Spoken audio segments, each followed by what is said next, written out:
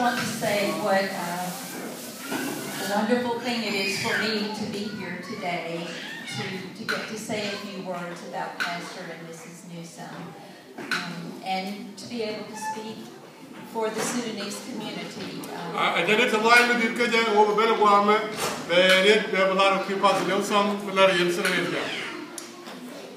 Over the past 7 years, as I've gotten to know many of you and worked with many of you in different ways, you've come to mean so much to me, and the relationship that we share between your church and First Pres in Hendersonville is one that we love and want to continue and want to last through the years. To Pastor Newsom and Mrs. Newsom, I want to thank you for your years of friendship, for showing me what a real church is, for showing me what real love and devotion and care and sacrifice is. You've accomplished so much and done so much in the time that you've been there. And I know it's hard for those in the community to have to say goodbye, but I also know that there's a lot of excitement in what the future holds for you. I can't wait to see what that will be, and I know many will be listening to know what you have done. Again, your friendship over the years has meant so much, and I wish you all of God's greatest blessings, and I'm real hopeful that I'll be able to see you still, and looking forward to maybe some time with Mrs. Newsom and the sewing classes. So many things that you all have done and been a part of, and thank you for letting me just be a little tiny bit of that with you.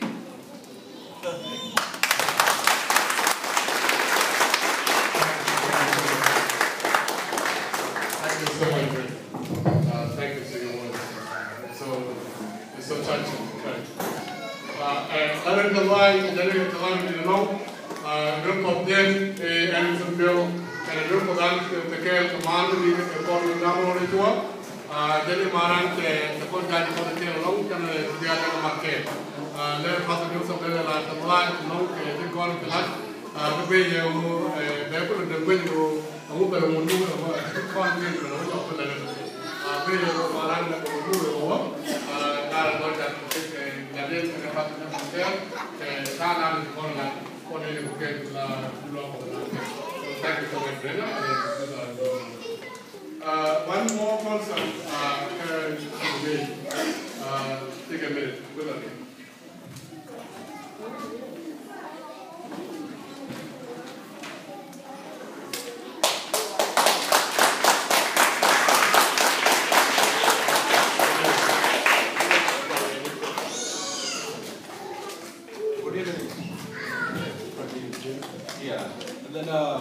First of all, I would like to thank Pastor Newsom and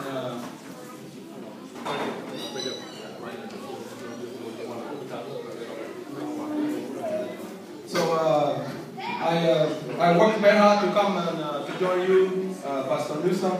I know it's a hard work for you and also for us. And then when the time comes today for you to leave us, and then I like to say one word that you done.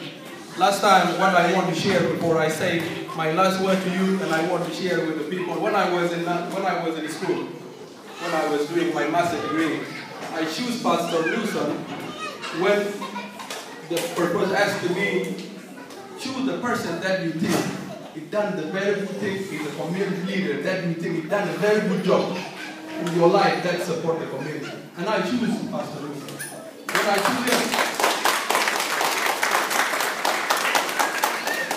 choose him because the community I know as a part of South Sudanese and the way he brought that community up and the way he's there today, you will see Pastor Newsom has done a good thing. Here's a few things that I want to share about you. When I interviewed Pastor Newsom, I will give you just a few things that in his background. let me just read it. In his background, some people are practicals and some are actors. Reverend Newsom, after accommodating several times, was of academy, professional achievement. Newsom, he was working hard every day and every night to tirelessly for Sudanese Presbyterian Church in Gallatin, Tennessee. It's likely, especially the Sudanese Nuer community here. Reverend succeed in opening communication among different people and different culture, religious and different backgrounds, particularly those who may not otherwise have a forum in which explore not just their differences but their similarities. Reverend was born in Memphis, Tennessee, and he has one brother who is a dentist. Maybe, I don't know if this is him. Oh, okay. Okay. He was a dentist.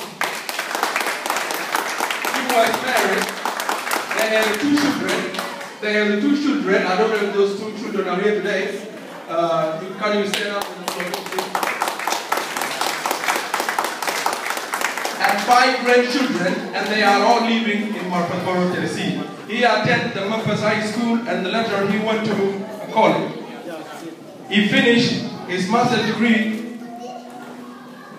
in PhD. Okay, let me come to here because I was rushing here. Okay, in community action, let me just come to the community because I was not a part of the program, but sometimes they give me just a few minutes because I was rushing here. So in community activity, Pastor Newsom also was executive director in AWP, where he's a very member of American Legion. After he is veteran in American Legion, after in military challenge in association. He is active in the organization of 100 black men in Middle Tennessee.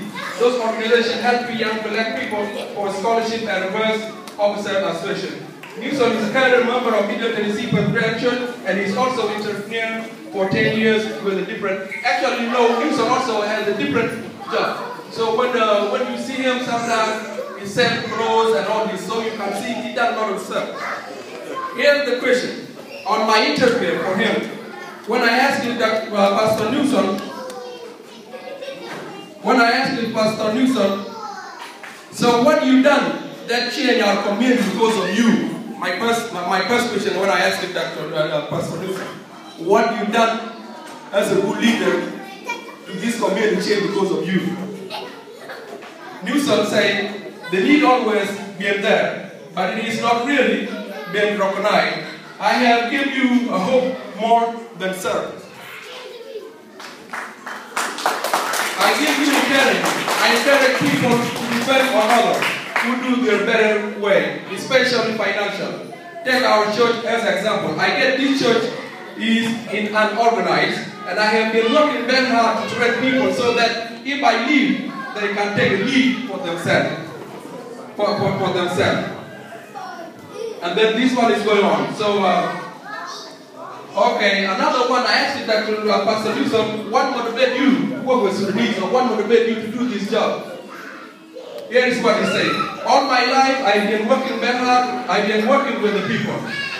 Everything I have done comes from my background. I have a lot of encouragement from my family, from my pastoral post, and from my government service, and so on and so on. So, I asked Dr. Pastor Newsom about what is your obstacle that you see, the obstacle that you see that prevent everything to go smoothly, whether from harm, and this is a very important point while I'm here now. That's what he said. Here is it. Pastor Newsom said,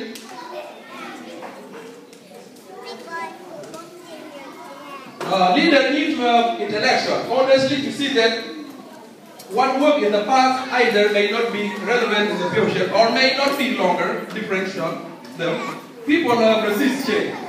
I invest on the people and I have worked hard for them, but the process of transformation needs to all people, supply chain. I encourage people to work as a team.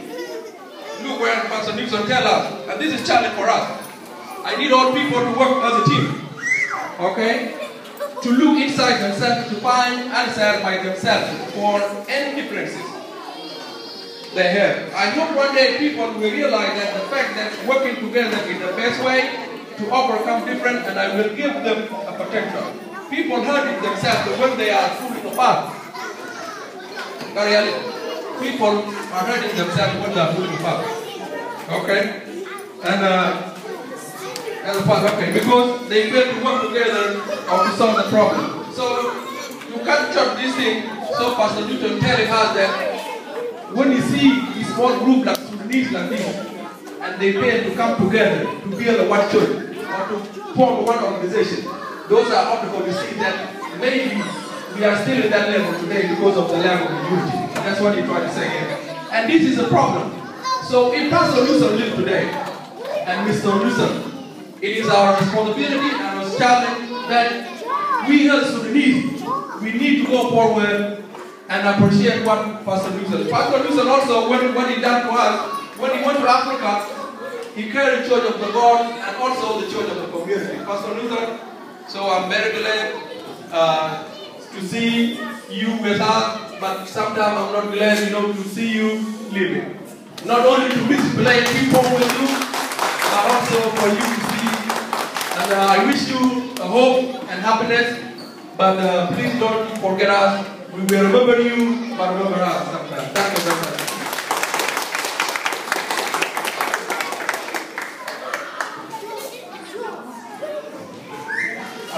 Give them a hand, please. Thank you so much.